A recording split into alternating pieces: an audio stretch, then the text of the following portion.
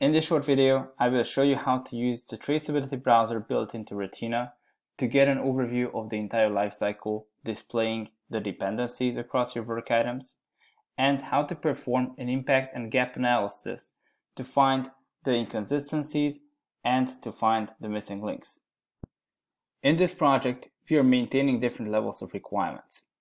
From the top level user requirements, we do have system, subsystem level requirements, tasks, bugs, all the way down to the source code level, we do have information stored.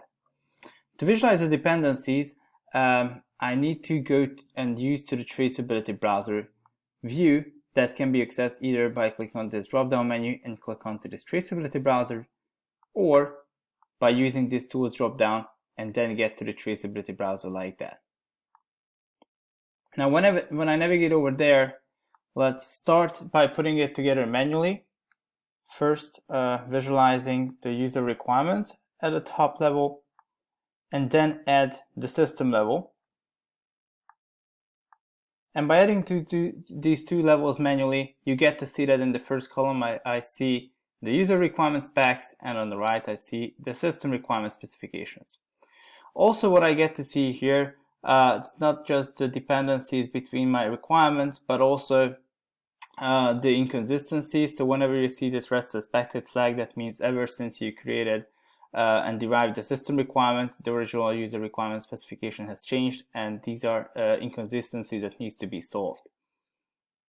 In case you want to see a more focused overview of these requirements, you can also apply additional filters on the initial level. For instance, I want to see has any suspected link, and if that is true, I should only get to see those items that are suspected and needs my immediate attention. Such views could also be saved. That means these views should be configured at once and then reused through this load and manage preset button. When I click here, I would like to show you a more insightful view to visualize the dependencies from the top level user requirement specifications through the system, validation protocols, down to the defects, and then further down to the source code level. And when I hit the dependencies to show these dependencies and I further scroll down, I can analyze this lifecycle that from the requirement on the left, from the top level requirements on the left, I can get to the actually implemented source code on the right. These are the change sets. Clicking into the details of the bug, now I see here amongst the details of that under the source code commits, I see here that my colleague Daniel made some changes. Clicking onto this change takes me over to GitHub, where I get to see the source code change in a Unity format.